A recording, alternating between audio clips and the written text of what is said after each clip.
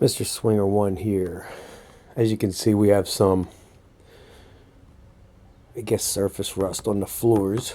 I'm gonna clean it up, do some prep, brush on the Pore 15. Starting over here on the passenger side. And then we'll move over to the driver's side. There's no rot. It's just surface rust on the floors for some reason. I don't think there's any leaks. There may have been years ago, but this car has been in a garage since the 90s. So whatever dynamic's going on here, we're going to seal it up with Pore 15 so we can get our carpet in. And then we have our heater hoses laying there. I got a new set of those I'm going to end up installing. Those are the original ones. I got some reproductions. Little bit of work. Got to wire the radio up. And then we'll throw the carpet. Alright, here's what we got. I vacuumed it out. Brushed it up. Wiped it down with soapy water. Rinsed off. That the rusty floor part right there looks worse on camera than it really is. It's like surface rust. I'm gonna end up brushing the Pore 15 on in spots. I don't think I'm gonna do the whole floor, but I like to leave some of the purple paint. And that's where we're at. I'm gonna get ready to start brushing Pore 15. I'm probably gonna wipe it down with acetone too. But I also might sand on that a little more. But that really looks bad on camera. But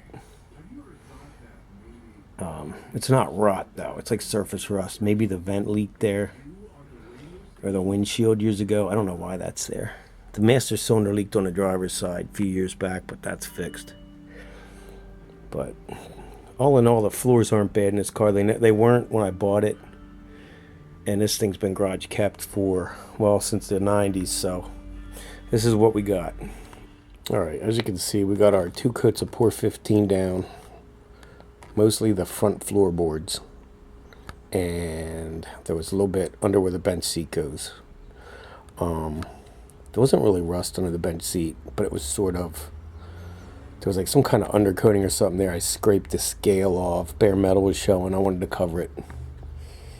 That's about the extent of what I'll do in here, and then I'll wipe everything down good with good cleaner and install the carpet and our heater hoses, wire our radio up, throw the bench seat in, and the interior should be just about done. I'm going to put the door panels on after the paint job's done, because I got to mask off the holes where the door handles go so the paint doesn't shoot into the inside of the car when I paint, if that makes sense. If you look over at that door over there, you see the holes. The paint would probably come right in and blow all over the interior, the purple paint. So that's the plan. There's our back seat kind of sitting in place. Getting there. It's nice and warm today in Pennsylvania. March 4th. I think it's like 60 degrees out. It was a good day to do this. I hope this stuff dries good over the next few days. And we will resume operations. And lastly, a view from the other side, as it were. What does that mean, as it were? I always wanted to say that. Let's see. So as you can see, got some finishing up under the dash. A little bit of wires got to be tucked away. The defroster hose has got to be hooked up. New shifter boot. There's our 4-speed hump. Our Pore 15 work on the driver's side. Back floor. Floors in this car are in very good shape. I got lucky when I bought this car. It wasn't that much of a rust bucket.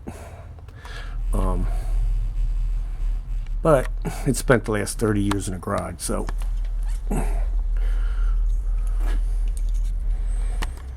that's it for the Pore 15 work, I think.